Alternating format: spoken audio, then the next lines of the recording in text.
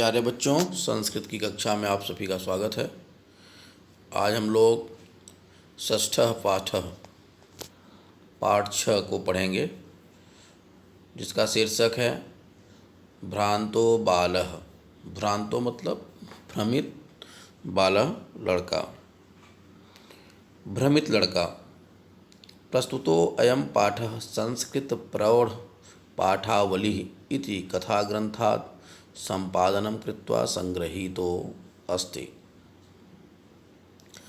प्रस्तुत यह पाठ संस्कृत प्रौढ़ पाठावली नामक ग्रंथ से लिया गया है। अस्यां कथायां एकः तादृशः बालः चित्रितो अस्ति यस्य रुचिः स्वाध्याय अपेक्षया क्रीडने अधिका भवति। अस्याम कथायाम, इस कथा में, भ्रांतो बालः एक कथा है। इस कहानी में एक तादृशः बालक, उस प्रकार के विचित्र लड़के का वर्णन है जिसकी रुचि स्वाध्याय की अपेक्षा, पढ़ने लिखने की अपेक्षा खेलने में अधिक होती है। सः सर्वदा क्रीडनार्थमेव अभिलषति, परंच तस्य सखायः स्वकर्मणि संलग्नाः भवन्ति। सः सर्वदा क्रीडनार्थमेव अभिलषति, वह हमेशा खेलने के लिए चाहता, अभिलषति मतलब खेलना चाहता है, वह हमेशा खेलना चाहता है। परंच, लेकिन तस्य सखायः, उसके मित्र सहपाठी लोग स्वकर्मणि संलग्नाः भवन्ति, अपने अपने कार्यों में लगे रहते हैं। सिर्फ वही खेलता है, बाकी जो उसके मित्र होते हैं वो हमेशा अपने काम में लग जाते हैं, व्यर्थ का समय खेलने में नहीं गंवाते हैं। अस्मात् कारणात् ते अनेन सह न क्रीडन्ति, इस कारण से उसके मित्र उसके साथ नहीं खेलते हैं। अतः एकाकी सह नैरास्यं प्राप्य विचिन्तयति, इस प्रकार एकाकी सह, वह एकाकी हो जाता है, अकेला पढ़ करके, नैरास्यम प्राप्त, निराशा को प्राप्त करके, विचिन्तयति, सोचता है, यत कि सह एव रिक्तः सन इतस्ततः भ्रमति, क्या वही खाली होकर इधर उधर घूम रहा है। कालांतरे बोधो भवति, समय के कुछ समयों के पश्चात उसको ज्ञान होता है, यत सर्वे अपि, कि सभी स्वकार्यं कुर्वन्ति, स्वकार्यं कुर्वन्तः सन्ति। अतो मया अपि तदेव कर्तव्यम्, येन मम कालः सार्थकः स्यात्। उसने कुछ समय के बाद, जो है कथा के अंत में आप पढ़ेंगे कि कुछ समय के बाद उसको ज्ञान हो जाता है कि सब तो अपने अपने कार्यों में लगे हुए हैं, अपने अपने कामों में लगे हुए हैं, मैं ही एक निकम्मा जैसा इधर उधर घूमता हूँ। तो मैं अब ऐसा काम करूँगा जिससे कि समय के साथ मेरा भी बदलाव हो, समय के साथ मेरी भी उन्नति हो। चलिए हम लोग कथा को देखते हैं, पाठ को देखते हैं। भ्रांतः कश्चन बालः गमनवेलायां पठितुम् अगच्छत्।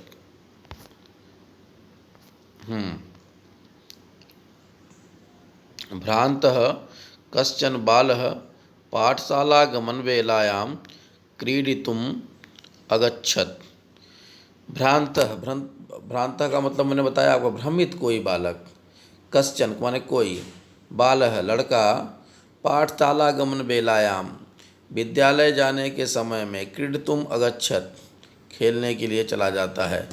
किंतु तेन सह केलिभिः कालं क्षेप्तुं तदा कोऽपि न वयस्येषु उपलभ्यमान आसीत्। किंतु तेन सह, लेकिन उसके साथ, केलिभिः खेलने के लिए, केलिभिः मतलब खेलने के लिए, कालम क्षेप्तुम समय को बर्बाद करने के लिए, तदा क्षेप्तुम कोऽपि न वयस्येषु, कोई भी उसके साथी या वयस्क, उपलभ्यमाना आसीत, कोई भी उसके साथ नहीं था।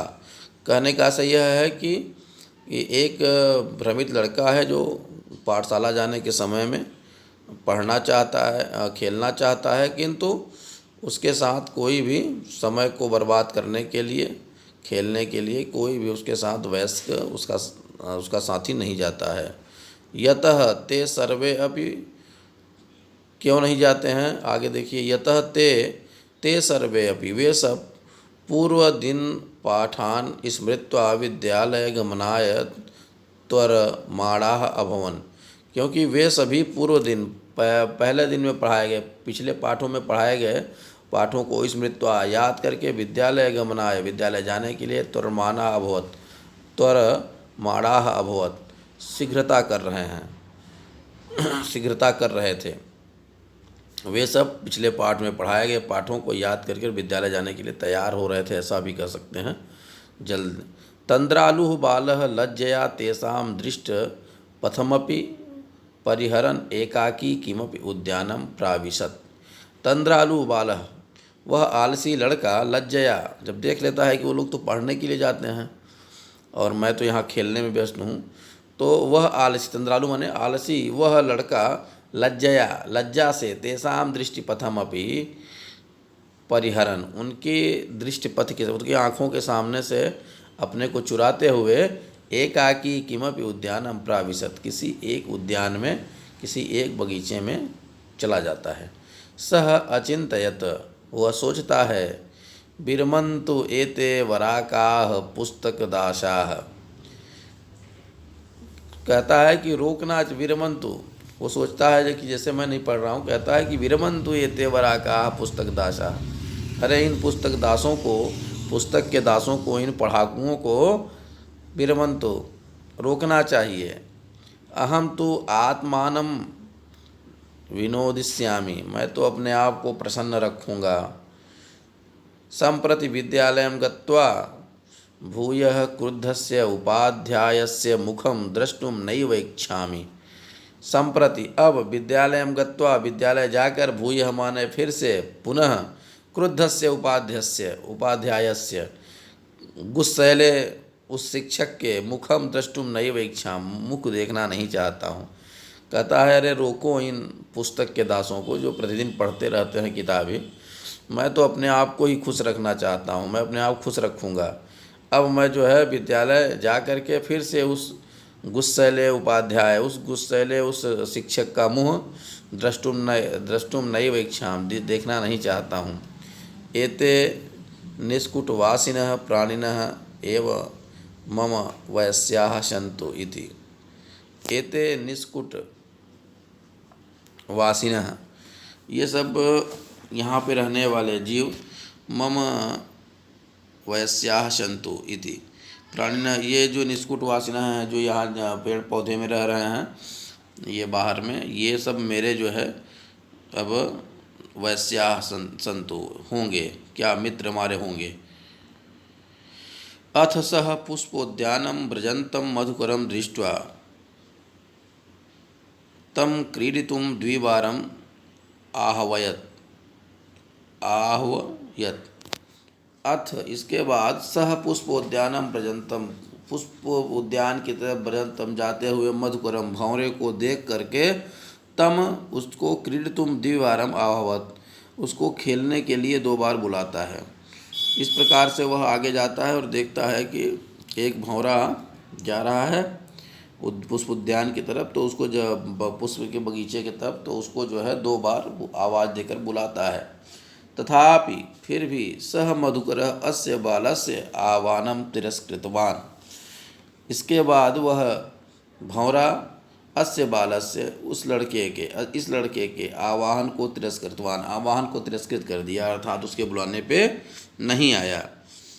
ततो भूयो भूयः, फिर भी बार बार, हठम आचरति, फिर भी वो बार बार उसको बुलाने का आचरण करता है, मतलब फिर से बार बार हट करके, जिद करके उसको बुलाता है। बाले सह मधुकरः अगायत, और फिर वो मधुकर भंवरा उसके बुलाने पर गाता है, वयम ही मधुसंग्रह व्यग्रा इति। वो कहता है कि मैं तो मधु के संग्रह में, मैं तो मधुर रसों को संग्रहण करने में, पुष्पों से मधुर रसों को संग्रहण करने में, अर्थात संग्रहित करने में व्यस्त हूँ। तदा सह बालः अलम भाषणेन अनेन मिथ्यागर्वितेन कीटेन इति विचिन्त्य अन्यत्र दत्त दृष्टि। तो तथा इसके बाद वह बालक मन में ऐसा सोचता है, अलम भाषणेन, अरे इससे बोलना तो व्यर्थ है, पर्याप्त है। अनेन मिथ्या, ये मिथ्यागर्वितेन कीटेन, इस घमंडी कीड़े से बात करना ठीक नहीं है। इति विचिन्त्य अन्यत्र दत्त दृष्टि ही, ऐसा सोचकर वो दूसरे तरफ देखता है। चंच्वा तृण शलाकादिकम आददानम एकम चटकम अपश्यत। चंचुआ जब देखता है तो उसको क्या दिखाई पड़ता है कि चंचुआ चोंच में तृण शलाकादि, मतलब तिनकों को लिए हुए, आददानम एकम चटकम अपश्यत, ले जाते हुए एक चटके को देखा। एक चंचु में एक तिनका सा लिया हुआ खान जो है उसको, तो देखा कि एक चिड़िया जो है तिनकों को लेके जा रही है।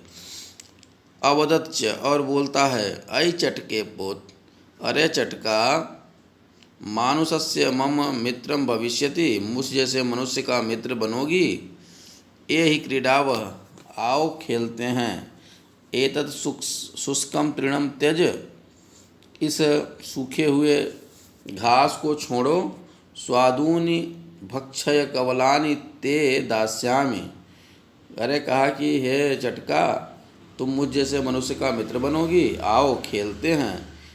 एतत् शुष्कम तृणम त्यज, इस शुष्क तिनके को छोड़ दो। स्वादूनि, स्वादिष्ट, भक्ष कवलानि, खाने योग्य, ते दास्यामि, तुमको स्वादिष्ट खाने योग्य ही भोज्य पदार्थ मैं दूंगा।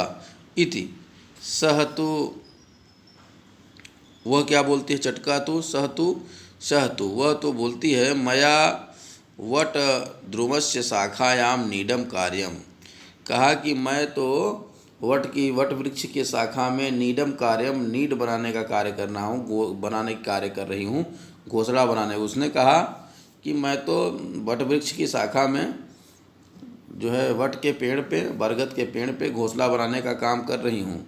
इति उक्त्वा स्वकर्म व्यग्रोह अभवत, ऐसा कह करके वो अपने काम में फिर से लग जाती है। कहने का आशय यह है कि उसने भंवरे को बुलाया, भंवरा भी अपने काम में लगा हुआ था, इसके जैसा फ्री होकर के घूमना खेलना नहीं चाहता था। फिर चिड़िया को भी बुलाया, तब चिड़िया ने भी यही चीज़ कहा कि मैं भी जो है, वो लालच में नहीं आई और कहती है कि मैं भी तो अपना घर बनाने के चक्कर में पड़ी हुई हूँ। तो ठीक है बच्चों, इस पाठ को आप लोग देखिए, शेष भाग में दूसरे दिन भेजता हूँ। धन्यवाद छात्रों।